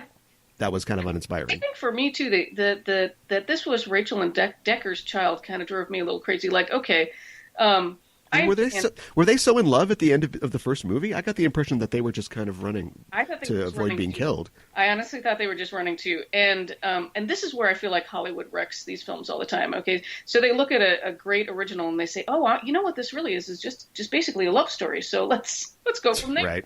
And I'm like, there's nothing wrong with love stories, but I did not previously think of Blade Runner as a love story. No. No. And I was just sort of, because I will tell you that, again, with my misinterpreting things as I'm watching it, when I'm just going to call him Dax the Destroyer. When we meet Dax the Destroyer, he's all like, you would change too if you'd witnessed a miracle. And I assumed that the child was his. Why wouldn't he? How does he even know? Why was he there? It's just weird that, like, somehow randomly this other character was there. You know what I mean? And right. So I was kind of disappointed when they're like, well, you have to find the father. I'm like, wait, didn't we kill the father in the first episode? Yeah, they don't even really quite, because they wouldn't know that he wasn't the father necessarily. I think we know that, because we've watched movies, that Harrison Ford's going to show up in this thing and he's probably the father. Right, and as soon as we know it's Rachel, that's when the audience knows. But it was interesting that apparently everyone else, like, I was never entirely clear in the movie. And to be fair, I only watched it once and I watched it last night. But in the new movie, I was never clear what point they went from Rachel to Deckard. Like, why they made that leap in the plot. If this whole thing is plot-driven, you'd think you'd give me a few more clues as to how they got there. I mean, they knew he was associated with the case, but why after... and then the other thing I have to talk about briefly is I can't believe how easily Kay gets out and is able to go into deserted Las Vegas, which, by the way, very beautiful. But again, why did he walk through a desert full of giant boobs? I don't know. But we did, and we got to Las Vegas. There's a list of things we have to see in this movie, and number one is desert of giant boobs. Right? Yeah. It's complicated. It has a complicated relationship with females. It takes sort of the main character from the first one, not only turns her into a baby machine, but a dead baby machine. And all the rest of the characters are hookers or madams. Like I said, there's or computer programs that are totally devoted to you and will set you up with a hooker, no problem, and there will be no complications, and that won't lead to any like emotional development or experience or anything. Or a magical woman who lives in a room. Yeah, who's stuck in a room and can't get out. Yeah. Yeah. So not super progressive in that way. But I did like I said, I liked Robin Wright's character, who's unceremoniously just ushered out of the phone. Yeah. Like so many people, really.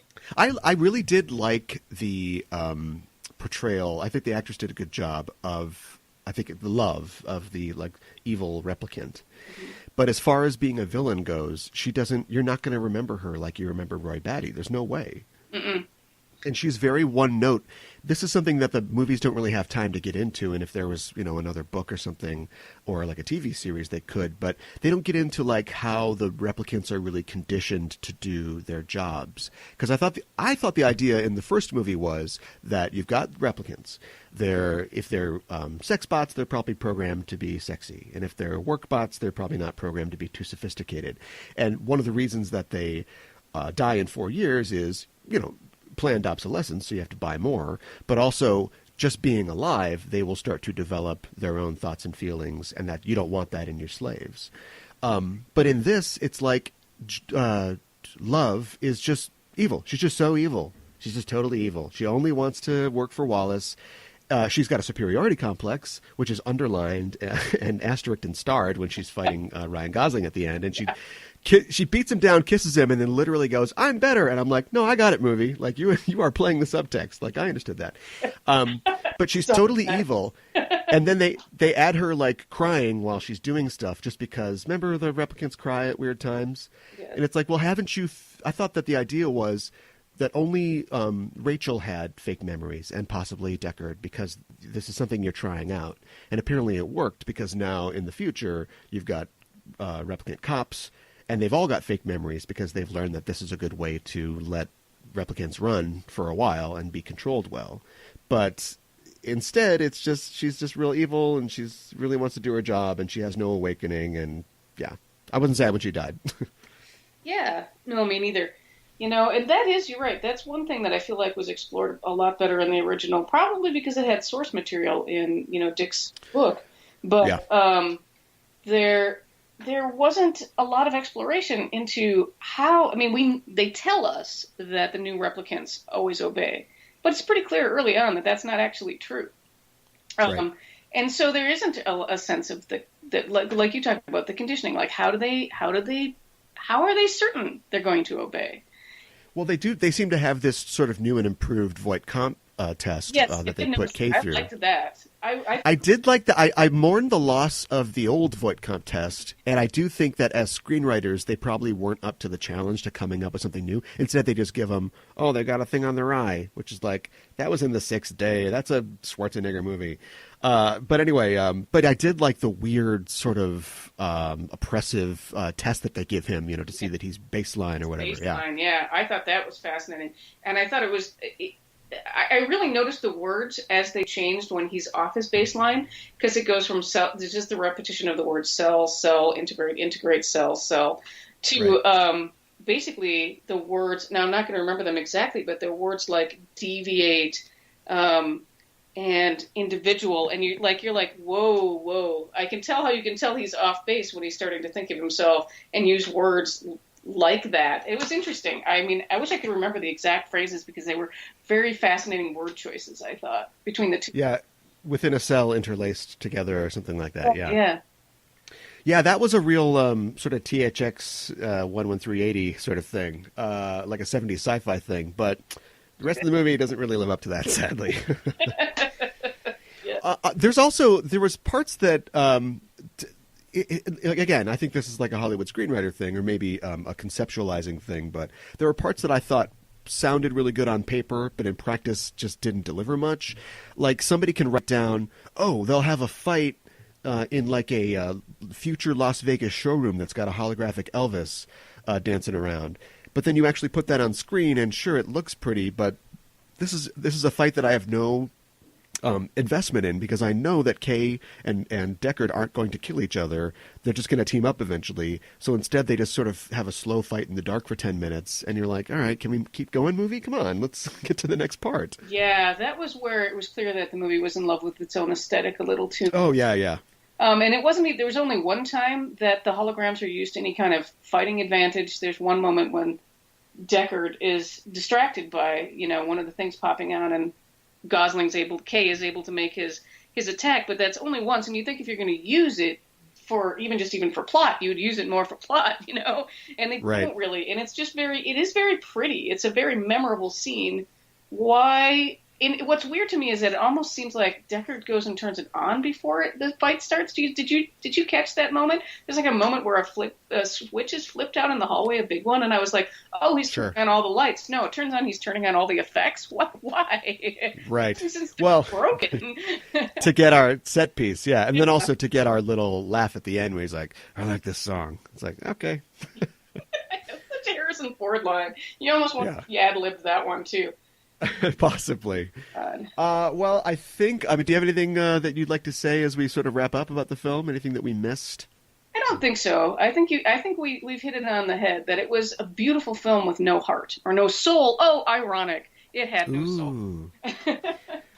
I agree, and I think that it's sad because Villeneuve is clearly a skilled visual filmmaker, and I think he's only made a couple. He used to write movies when he wrote his movies in France, and here he's only letting other people write, or he's adapting scripts. And I think when he does an adaptation, we're good. I think Prisoners was an adaptation. I know Arrival was. And when he's just working off of a script, there's just not much there. When I heard that he was going to be the director of the film, 18 months ago or whatever, I thought, I bet it's probably going to be visually lush, but probably unsatisfying, or at least by rote as far as the story goes. And that's kind of what we got. Yeah, sadly. It's too bad. It's too bad because when you set out to make art, and you know this as an author, it's like making a baby. Sometimes there's more than one person involved. You don't know. Often there is. You don't know what you're going to get, and you don't know if you're going to like what you get. But you do it for the experience of doing it, and hopefully something wonderful comes out of it.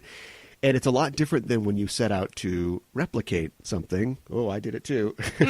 To replicate something that happened before and try to make the exact same thing, or change it a little bit. Those are two totally different things, and I think they just missed the chance to strike out and make something. Yeah, I agree.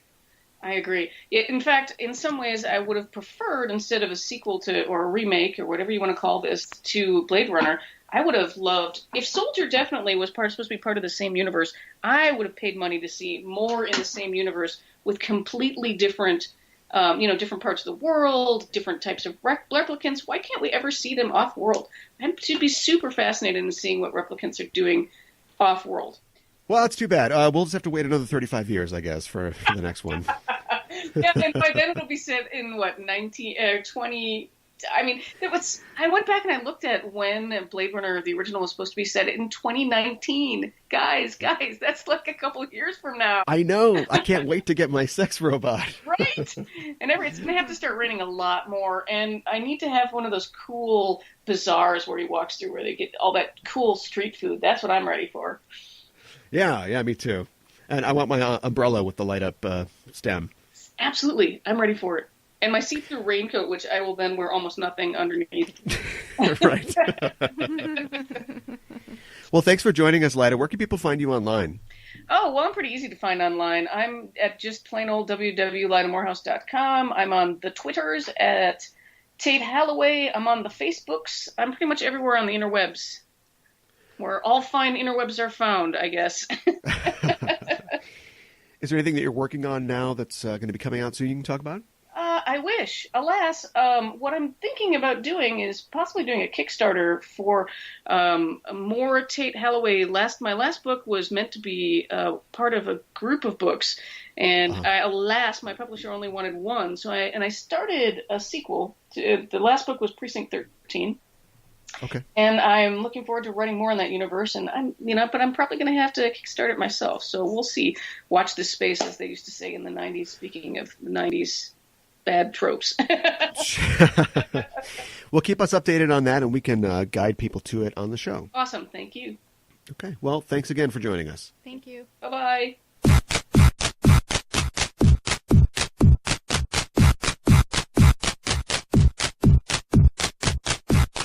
I still don't understand how this is going to be a spoiler.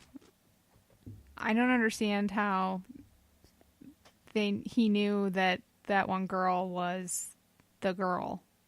When he's like, I'll take you to see your daughter. Yeah. Okay.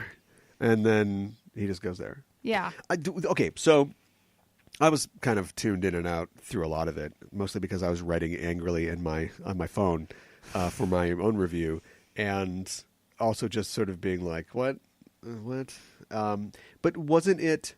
When we get the big twist, which if you've ever seen a movie before, you never believed that Ryan Gosling was the kid or whatever, because that's just not how movies work. So, and they only gave you two choices, so clearly it's the other one. But I thought when he received that realization, he was talking to the one-eyed lady, which, by the way, they changed the void comp test from being a thing where I sit down, I'm going to ask you some questions, to being the really weird thing, or I can just look at your eye. Yeah, cut out the eye. Every single one of those people should have an eye patch on, right? Yeah. But then wouldn't you go, hey, there's a guy missing their right eye. Probably just shoot him. Just shoot him. Right. Anyway, also, I'm getting farther and farther from answering your question. It was a really big deal that replicants killed human beings. That's in the first movie. That's why Blade Runners exist. Now a replicant can just walk into a police station and kill a police captain, and it's fine. Like, how much power does Wallace have? I don't know. Anyway, I thought that revelation was made somewhat clear or semi-explicit in that conversation. But now that I think about it, I don't know. Okay. I think maybe he put it together because the way that she reacted to his memory, because the movie does, as Lyda points out, the movie goes to great pains to remind you of stuff, and it's like, yeah, movie, I've been here the whole time. I can write on my phone angrily and listen at the same time. But they put one of those in there. I didn't blame it too much for that, and I didn't say this in our interview, but because the original movie does that as well, mostly to fill the time. There's parts where he's just hanging out in his car, or he'll be flying somewhere, and they'll repeat some snatches of dialogue. Yeah. Sort of echoey, like the character's thinking about it. So I thought I was willing to give the 2049 the benefit of the doubt that it was an homage to that and not just reminding who they think it must be a very stupid audience about things they just saw. But then it's also a movie where things happen, and then Robin Wright appears and just says, that thing just happened. Yeah, Robin Wright. We were watching the movie. We know. So anyway, not great. I feel really bad. I always feel bad, especially when something that I want to be good is not very good, but also when I don't have a lot of connections in the community, but a lot of people I know are reviewers and work for outlets, and they're like, it's so great. And I'm like, who's paying you? Come on. Isn't it like cool to like try to take down something that everybody seems to love? Yeah. Don't you want to do that? Maybe they came out of the film feeling so high off of like, oh, this is... Got that hit of nostalgia. Yeah. The drug that'll kill you faster than any other drug. Yeah. Yeah. Exactly. Yeah, I know. It's at 89% on Rotten Tomatoes and 84 on the audience score. So that is higher than it was the last time I checked. So people generally like this, but it's like I said before, nobody's going to be talking about this for 35 years. Nobody's going to remember it. Probably not. We'll all, and it's like the experiment that I did earlier today that blew your mind when I said, what do we think of Prometheus? And you're like, we wow, don't like it. It's bad. I'm yeah. like, it's in the 70s on Rotten Tomatoes, and I will go and read you Leonard Maltin, what's Maslan or whatever his name is. I'll read you all the critics from the time, and they're all praiseworthy. And then somehow in 6 months it all flipped and we hated it because we all woke up. Yeah. I remember hating it. I think there's a unicorn dream that people are going to wake up to as far as this film goes. Yeah. You'll start to see the cracks in the edifice. It's too bad. I don't want it to fail. I wish they got a pretty good team together, except for the screenwriters, as I explained in the interview. But by all rights, this should have been pretty good. Yeah. And it just kind of wasn't. No. Oh, well, just shoot it in the head. And move on. That's not a spoiler. Being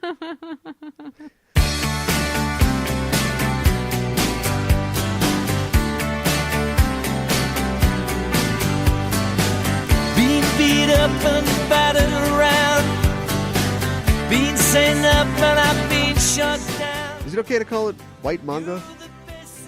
I'm punching up. I'm not punching down. I guess so. When you get like, oh God, what is it? Or like the new Neo Yokio or whatever. Yeah, I know. Ezra Miller from Vampire Weekend gets a wild hair up his ass to create like a really derivative, like, oh, there's blood shooting out of my nose. Oh, sweat drop. I know. Like to make an anime show. I know. Imitation, sincerest form of flattery? I suppose so. I guess. Casting Jaden Smith, though, that's the last straw. Boy, at the end of this, we can talk about casting a Dirty Pair movie. That'd be really great. Yeah. Let's do that later. Okay. Don't let me forget.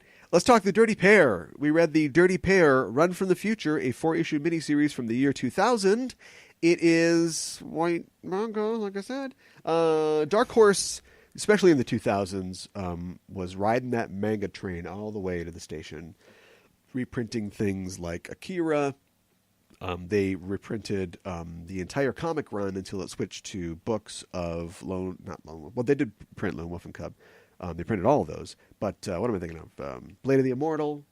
They really rode that train, and they were your one-stop shop in the late 90s and early to mid-2000s for manga. And this is no different, except for in this case, this is the work of Adam Warren, who is an American writer and comic book artist. And Torrin Smith also wrote a couple of these. I'm not sure if he was involved in this one specifically. Okay. And so he is he's a comics writer, but he was a manga translator for many years. Okay. So if you read a Dark Horse graphic novel, say a reprint of Ghost in the Shell, it was Torrin Smith who translated it. Okay. Which is a job that your sister should get. I agree with you. Your sister is, this isn't going too deep. Nobody knows your real name. If they paid attention, they would. But your sister was a Japanese language sort of specialist and taught Japanese in Japan, and is really into that. And she loves manga, and I think that she should do that. I think she should too. I don't know what it pays, but it could lead to writing a Dirty Pair spinoff. It probably pays pretty good. Yeah, it probably pays all right. Yeah, it's a very specialized skill. Yeah. Who are the Dirty Pair? I mean, the Lovely Angels. They were originally created by Haruka Takachiho, and isn't Haruka or Haruka, is that an interchangeable name? I think I feel like I've heard that is. as a girl's name. I think it is an interchangeable name. Yeah. Well, anyway, he is best known as the creator of Crusher Joe, Dirty Pair, which are both started as what do they call them? Like young adult novels, light novels. I think novels. You said. Yeah, light novels. Which were novels with maybe some illustration, and then it was adapted to manga, and then it did. Eventually became anime. Yeah. And it's funny, it's based off of these, it's these two characters, Yuri and Rei, or Kei, and apparently the source of that comes from there's this author named A. Bertram Chandler, who came to visit the studio that Takachiho had co-founded in the late 70s. Uh-huh. And they thought, we got to entertain this guy. Sure. So they took him out to like a wrestling match. And they sent two of the staffers with him, two female staffers. I'm getting a real Mad Men vibe here, but I'm sure everything was on the up and up. Named Yuri and Keiko. And they watched this Japanese women's pro wrestling match. And there were two wrestlers on the card, a tag team called the Beauty Pair. Okay. And apparently they had such a good time at this match that they came back, and Chandler said to Takachiho that the wrestlers might have been the Beauty Pair, but you should call those girls you sent with me the Dirty Pair. And again, this is real Mad Men-y. Now I'm not sure I like this story so much anymore after we started with the Weinstein thing. But I don't know what happened. But anyway, it got Takachiho thinking, what if there was this sort of group of operatives who were called, they wanted to call themselves the Lovely Angels, but everybody called them the Dirty Pair because whenever they showed up, like things went south real fast. And that's what he came up with. And he wrote these for a long time. Like I said, it was a manga and also in the 80s and also an anime in the 80s. And then the license kind of moved over here, and this guy, Adam Warren, who's a Japanophile, sort of picked it up and ran with it. Sure. And he did a lot of these. I read and really enjoyed. And we read a 4-issue series called Run from the Future. Yes. Can you give me like a plot summary of Run from the Future? They land on this tree, which like birds. I can't remember what kind of tree it is now. Well, it doesn't exist, but they call it like a Dyson tree. A Dyson tree, right? Like the vacuums. Like the vacuums. That was a smart guy. I think it's a reference to like the idea of a Dyson sphere or structure. Okay, sure. Which is that a sci-fi concept, but possibly a astrophysical concept or a mechanical concept that the sun. What's the biggest source of energy in our solar system? The sun. So we build solar panels on the ground. Some of the sun gets there eventually. What if we could build solar panels all around the sun and collect all of the sun's output? Okay. That would make us not only a Type 1 civilization on the Kardashev scale, but it would also mean that or maybe a Type 2. Whoops. Tried to sound smart. Didn't pull it off. And so in this case, there's an idea that you could have a Dyson tree, which would be something that wouldn't necessarily, it would be a megastructure that would somehow collect energy, but would resemble a tree and having branches, and the leaves would be a surface of sorts. Right. And so, they go to this Ninkasi environment, which is a Dyson tree. Yes. And they're both dressed incognito when they first arrive. That's right. Because they don't want anybody to know that they're there. No, they're there in secret because I guess we'll tag team this, like the beauty pair. Sure. In that, they're there because Ninkasi is kind of like a wretched hive of scum and villainy. Like it's an underground sort of free state where people can come to do all kinds of things. And that's one of the things that I really appreciated about this. The dirty pair live in like it depends. It varies sometimes, but I think they live in the 22nd century. Okay, that sounds about in this version of them. And so you hear a lot about how it's the future and things have changed and there's like a human diaspora, but you really get to see it. It's not like we're just wandering around a 3WA base or something and it's boring. Like, you get to see all the body mods and the weird things that people are doing to themselves and they're trying to just kind of live and express themselves. But some of them are partying too hard. Yeah.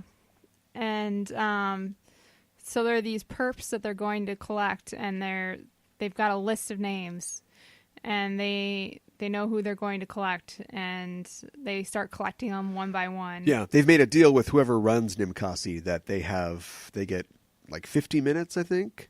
Yes. Or is it like 100 minutes? No, it's 100 minutes to capture like 50 of the worst criminals. 100 minutes, or it's 90 minutes? Yeah, something like that. Yeah. We read the comic. It's 100 minutes. That's 100. Don't challenge me. Okay. Because, Ninkasi's all about like, hey, live your life, do what you want, but some of these people are like, too bad to even be here. Right. So 3WA, and I keep saying 3WA, but I should point out that it's the World Welfare Work Association.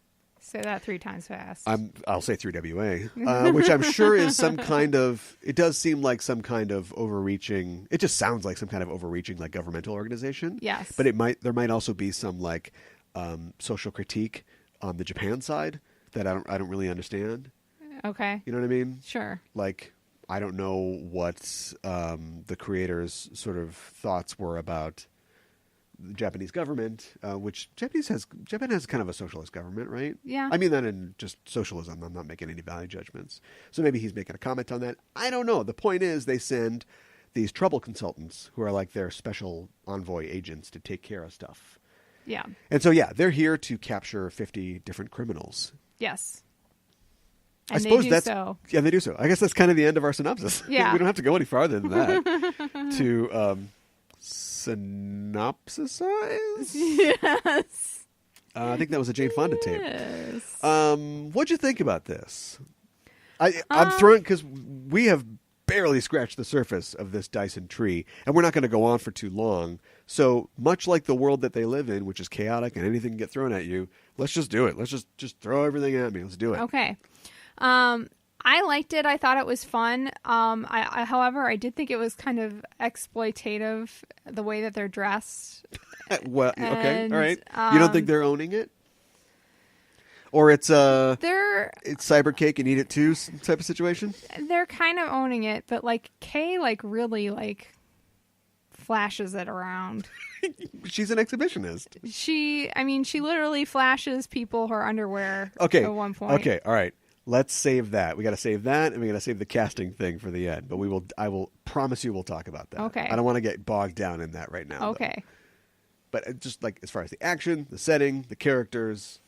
I liked the action. I liked the characters. Okay, thumbs up. Yeah. Think about it, and I'll step in. Okay. Except for the fact that this is written by a man who he has another series called Empowered, which is also about a female superhero, and it's very specifically about the kind of exploitation that a female superhero might receive in the superhero community, like trying to promote herself and get her name out there. Maybe she should like shake her tits a little more. Do you know what I mean? Yeah. He is absolutely doing a thing that I think is a good thing to do. Now, do you also get to see some butts and boobs? Yeah. Careful. I said boobs. Lyda's got to come back. Yes. So, if that totally shuts you off, I understand. I think you're missing out because I think that he is constantly trying to make a point, and if you think that his mouth is full of cake while he's doing it, I can't argue with that. But I think he accomplishes it. Like, I love the scene where he's specifically sending up like a sort of macho stereotype. Like the second issue starts. So they get onto this thing and they start doing their work. They're like, capturing people in like creative ways, and they're kind of doing their jobs. Yep. And they're also causing a lot of collateral damage because that's what they do. Yep. And the second issue starts, and there's this like team of commandos, like, and they got stupid names like Rock Hard, and like Long Dong or whatever. That's not a real one. There's one guy that I didn't get it, but his name is like Violence. I don't get it. Okay, well, come back in 17 years because I just got it the other day, and I've been reading this for 17 years, but it's violence. Oh. Yeah. Oh. It's like Stone Cold and Rock Hard and stuff like that. Wow. But anyway. I can't believe I didn't get that. Well, don't worry about it. It's stupid. But so they're like they're strapping up and they got their guns and they're looking at a picture and they're like, we'll give them a dirty pair. And it's like, oh, it's getting real like weird and rapey. Yeah. And then one of them's like crying and they're like, what's going on? And he's like, my puppy, she died. It was 20 years ago, but the pain so fresh. And then suddenly they all start sort of breaking down, and they're like, I've been around the world, but I've never been to me. And it turns out that Yuri has dosed them with this like crybaby gas or something like that. Yes. And it just... I thought it was funny how maybe it's a very obvious way, but it subverts like their masculinity. It's like, this ain't your book, boys. We're not going to do that. We're not going to have the thing. We're not even going to do a thing where violent femininity runs into violent masculinity. Like, you guys are just ushered off the stage. Yes. Later on, there's a guy that Kay captures who is, he's got plastic surgery to look like this famous movie star. Uh-huh. And he's even got a T-shirt that says like the guy's like line. Yes. And he quotes the line like, while he's, spacer femme, you got my mediathalamus putting out wild signals to my cerebral cortex or whatever. Oh, I think I almost got it all the way right. I think you did. That's too. Scary. And he like sits and quotes it like at the same time. And so for me, it was like, I thought that was a really like good send up of like sort of macho guys who like their movies and stuff and quote movies all the time. You know what I mean? And then Kay's got a connection because she used to like this guy, the movie star, when she was in school, when she was a kid. So her disguise is, sort of poignant. Like they have their bikini smart suits, which could be anything. So why don't they wear clothes? I'll give you that one. Yeah. But she turns it into her schoolgirl outfit and then comes up and just like kisses him on the mouth right away, and she's acting all sexy, and he's like, whoa, spacer femme, what's going on? And then but the whole time she's got this monologue she's not even like engaging with him, she's just talking to herself, and she's like, yeah, I used to think you were really cute when I was in school, but I was dumb. What did I know? Oh, by the way, my saliva is filled with like pheromones that make you complacent, so go place yourself under arrest. And just bones out. And I thought that was such a great like commentary on how sort of childish it is and how she's more mature, even though she goes on to like do a lot of immature things because she's Kay. Yeah. You didn't like any of that? I didn't like the fact that she went in her like schoolgirl uniform. It's a manga. I know it's a manga, but she's not in school anymore. Right, but it's self-aware, I know. So it's in another manga you would literally have schoolgirls running around, but is it time to talk about the panty flash? Maybe. Let's talk about the panty flash. Okay. So, see, Kay is, as we mentioned, is very exhibitionist. So at one point they're going to capture these criminals who are kind of like MODOK. Yeah. They're like they're like ancient crime. I don't know, maybe they're from the 20th century. They act like it, but they're like ancient crime lords' heads who have been put in these like floating robot bodies so they can live a long time. And by this time, the more damage that the dirty pair does, there's also a great ongoing sort of thing where they get these tattoos. Yes. They only have 100 minutes, so that's like their temporary visa. So there's a clock that counts down, and we keep cutting to that clock at the bottom of the page. Yep. That shows the time going down. And also there's a little like promotional message from the Habitat saying, hey, go check out the new ice sculptures or whatever. But that message as the book goes on and Kay and Yuri do more and more damage gets more and more insistent that I don't know what you're talking about. There would never be any 3WA agents here. Really, Right. I'm serious, guys. So at one point it becomes clear there are 3WA agents on the station, and these old guys are like making a break for it. They're trying to get away. And suddenly they run into this little schoolgirl, and she's like, "Do you want to see my panties?"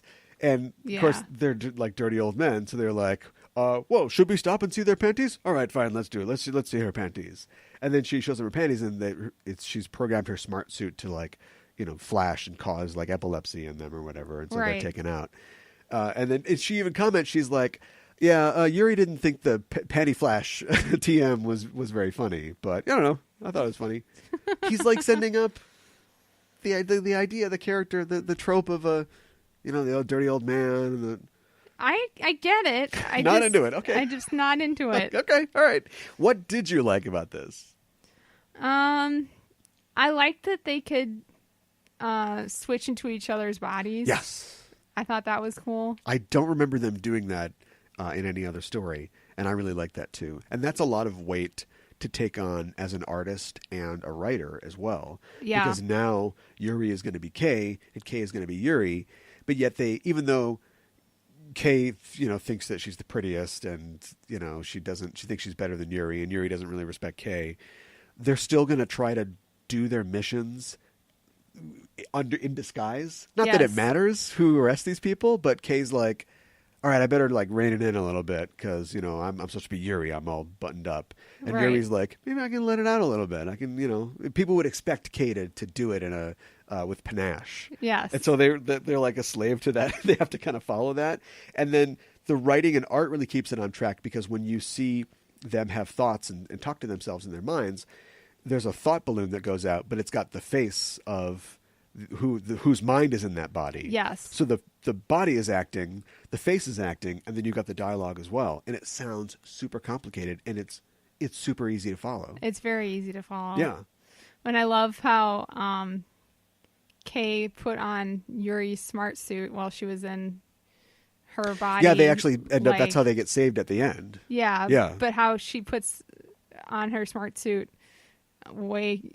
not as cute as Kay's butt. Oh, yeah. Oh, that's okay. That thing with the butt's funny. Fine. Okay. That was funny. Oh, women, stick together. Don't attack each other. The art and the story are by Adam Warren in this, and then the colors are by Ryan Kinnaird. And this is still in the early days of computer color separation, but I think it looks a lot better than most comics that you'd find from the turn of the last decade in terms of the color separation. Like, it just looks great. Yeah, I think it looks great, Yeah, too. it looks as good as any modern manga that you'd see. And they don't go way over super crazy on the other side, like the Ghost in the Shell sequel with Shiro is just getting lost in his computer doing all kinds of weird stuff. Right. I really liked when Kay and Yuri's body went to go take out the aesthetic reification terrorism group. Yeah. They're like the art terrorists. Right. And so they're all in like berets and stuff. Yeah. And they're like smart suits flash, express yourself through genocide and stuff like that. And then Kay is, sends them. They're at their meeting and she sends them like a greeting card. Yes. Which is like, here's a very special gift just to liven up your meeting. Hope you won't be missed because your present is a savage beating. And then she beats the crap out of him. And it's like a greeting card is like the lowest form. It'd be like they would just vomit to even contemplate. It's like the opposite of art. Right. Like a Hallmark card. Right. So that's her entree into kicking the crap out of them and saying things like, I call this piece elbow to the face 16 smash. And just deconstructing, if you will, their whole thing. I like their hair that can turn into lightsabers. Yes. But that gets them out of so many jams. I don't know why they don't just use that all the time. That's true. Like it literally saves their lives twice. Anything else? Have I warmed you up at all to it? I like how they get saved at the end with the body switching. Yeah. It's a kind of writery screenplay-y thing, but they set something up before. Yeah. And it comes back and ends up being important later. Yeah. Yeah. It's a good payoff. It is a good payoff. I just like this up and down, and I think that it's very clever. There's a lot of, I like how, God, I can't remember what it is, but like something happened. So there's like, this whole habitat is full of weirdo looking people, but also just, you know, young, sexy looking space people. There's one point where this old guy, who's not an old guy, and we'll talk about that in a little bit, yeah, but he's like yelling at them like, you people, you with your body mods and your stupid music, and they're like, oh, look at this baseline human, how gosh, like, you know, and they're kind of making fun of him. But there's one point where something weird happens. Oh no, I think it's when she goes after the living leather suit guy.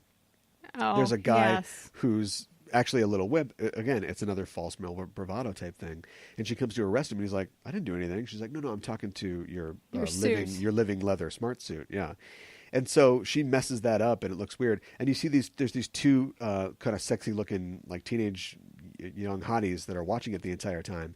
And then once he gets beat up, they're like, wow, that was pretty weird. But it's not them saying it, like, because slugs come out of their mouths, and apparently, like, the slugs are the beings that are like controlling the bodies, and they're like, oh, that's so gross. Like, there's all this undercutting like commentary like that that's just really clever. Yeah. I like the sentient pseudo meat smart food snacks, where you can just like eat a person basically, and they're like, please, I feel pain, right. don't eat me. Just biting their limbs off. Yeah, I mean, they really let their imagination run wild. Does it make it cyberpunk or just like straight up space story? Well, they have implants. They do have implants, and both Kay and Yuri are. They're referred to their gene enhanced. You know. Yes. It also I think it fits specifically because what I consider to be a pillar of sci-fi, or excuse me, of cyberpunk, and I'm right because I'm backed up by Lyda Morehouse, is that there has to be the idea of, you know, we're exploring an underclass, or you've got a great society and we're looking at the underbelly of that society. Yep. So there maybe are fantastic technologies, but we're dealing with people who have to fight and claw to get them or to utilize them. Yep.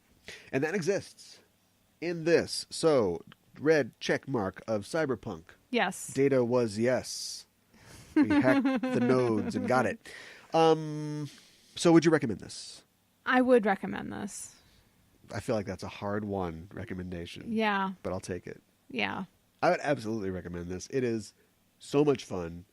It is, and this is a machine that destroys Bechdel tests. I mean, the entire thing is just them dealing with each other, fighting criminals who are men, woman, neither man nor woman. That's true. Yeah, I mean, it's just a panoply of skin tones and orientations and races, you know, and they all can beat each other up in equality and try to kill each other. And I love those two characters. I think I've said maybe in the past on the show, but I love a good buffoon. And I want to quote a thing from another story that we didn't read from this, but there's a one shot called Start the Violence that's really great, where they go to rescue this political prisoner. Okay. And the entire time, we should have just read that for this too. I won't ruin it. Actually, I'm going to ruin it a little bit. But the entire time they're infiltrating this prison to save this political prisoner, and Yuri is really excited to meet him because she considers herself to be, a political leftist, but also a student of revolutions, and she admires his work. Okay. And of course, Kay is on edge the entire mission because she feels like that Yuri is looking down on her for not being smart or well-read enough to understand why they're rescuing this guy. Okay. But anyway, so they're rescuing him, and Yuri's like, and I think I really love, what you said in your speech about, the responsibilities of a military junta. and Kay's like, junta? It's junta. She's like, well, you can say junta. It's the Rick and Morty joke where he's like, well, Morty, I don't think we need to take this for granted. And Morty's like, wait, what? Did you say granite? Do you think it's granite? Like the super smart guy gets one thing wrong, and then suddenly they're chagrined the entire time. Right. Yeah. So anyway, I love the dynamic between the two of them. They're both equally capable, but they're super insecure. And that just lends to the buffoonery, in there. And then, of course, they always create unintentional damage, and they destroy the entire, this beautiful environment. The whole thing explodes at the end. Oh, my gosh. Yeah. So, no, I mean, in this one. Yeah. Word from the Future. Yeah. That's true. So, And they're running from the future, which is 100 minutes from now. And I want to say real quick. So the old man is not a real old man. He has a smart suit. Yep. Like Yuri uses when she looks like Eddie, the overweight model with explosive personality disorder. It turns out that that's such a robot suit. And Kay is disguised as a woman named Shasti, which, if you're not a Dirty Pair fan, you would know is their nemesis or one of their nemeses. Okay. She was also a former 3WA agent who was sort of like experimented on and is sort of like a super soldier who kind of goes rogue and becomes a kind of anti-hero, but kind of opposition, for them. Okay. And we see at the end of Start the Violence that she was in the old man suit. So there's some, she's got some agenda that she's pursuing as well. And I thought that was a nice little nod to the continuity of the series. Yeah. It's fun. Okay. Who's going to be in the Dirty Pair movie? Go. We both recommend it. Yes. So go check it out. Who? Go. It's got to be somebody fun. Somebody fun. And young. Are there any teams, like duos, pairs right now that we can just stick right in there? Like an Ann Perkins and Leslie Knope. Aubrey Plaza and... You'll have to help me out. Oh, Anna Kendrick? Yeah. Okay. Yeah. I could see that. It's kind of going back to the well, but... Yeah, it is. It's possible. What do you think? Why not Zoidberg? No. It's got to be funny, and I don't think... Emily Blunt is the first person that I'd stick in anything, but she's not really funny. What about... Man, that's a good question. I would definitely be down for Aubrey... Or, you know what? I don't think that she would be perfect for it necessarily, but she'll be the first person they approach. Aubrey Plaza? Do you know what I mean? Yeah. Yeah. What about the girl that's going to be Squirrel Girl? Melania Weintraub or whatever her name is. From Other Space? Oh, yeah. She could be good. Yeah, she's really funny. So she might be a good fit. Let's go by personality. Who's the well, they'll also offer this to Margot Robbie, I'm sure. Oh, gosh. Actually, Margot Robbie's kind of doing this because she's going to be in the Gotham City Sirens movie. Yeah. Which is they're kind of anti-heroes and they play off each other. That's true. And Marvel might beat the Dirty Pair to the screen with their Black Cat Silver Sable movie. I could see that. One's kind of fast and loose. The other one's buttoned up. Yeah, I can see that too. So this buttoned up. This is a, well, no, unzipped. But this is a precedent. This really exists. Man, I'm really bad at this. I apologize. Oh, don't worry. I asked for it. I can't deliver. And that's bad form. But yeah, definitely go check this out. All right. Next week on Comic Book Club, we're free. Yes. We're free. At least for the month of October. There isn't anything, especially with the release of Punisher being delayed, which I did not mention in the news. Marvel has suspended its release of the new Punisher series on Netflix due to the events of what happened in Las Vegas. Yeah. Right choice. Good on you, Marvel/Netflix. Yeah, it's a good choice. So we don't have anything that we have to read to shore up your knowledge of anything that's coming up, and we can just kind of take it for a walk. So I thought we would walk over to the House of Ideas and do a Marvel book again. Okay. This is from a little ways back. From 2005, I thought we would read the first, let's say, 5 issues of New Avengers. Okay. What's so new about them, you ask? What is so new about them? I will tell you. So, Brian Michael Bendis is hot as shit right now. This is right after the House of M event, where Scarlet Witch has gone crazy, and she disassembles the Avengers, and blows up the mansion, kills Hawkeye and Vision. The Avengers are broken and in disarray. And how can they possibly come back from this? Where do we go from here? What do we do with the Avengers? And Brian Michael Bendis says, I'll tell you what we'll do. Dream Team. We go Dream Team. Why has Wolverine never been an Avenger? Why does Spider-Man only show up every once in a while? Why is he a reserve member? Let's get Spider-Man. Let's get Wolverine in there. Let's take all the big heroes and make it like the big team. Okay. And sorry, Tigra, sorry, all you perennial sort of people. Let's just have the main squad on there. Perhaps with a nod to Marvel's plans for the future. What would happen, in the future for films. Sure. And what we'd eventually get for an Avengers team. This is possibly, all right, if you want to connect this to some kind of movie or TV or something like that, this is kind of the roots of the Marvel Cinematic Universe. This will read a lot like a Marvel Cinematic Universe movie. So it's The New Avengers by Brian Michael Bendis and David Finch, issues 1 through 5, next week on Comic Book Club.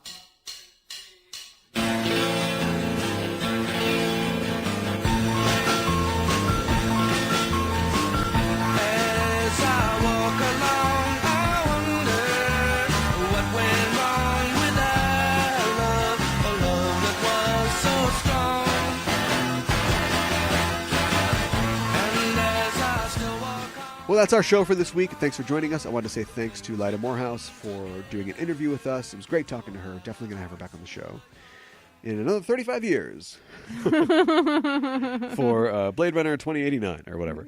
But yeah, it was great talking to her. Talk to us on social media, on Facebook and Twitter, also on Instagram, all those places. You can find us, search for Just Enough Trope.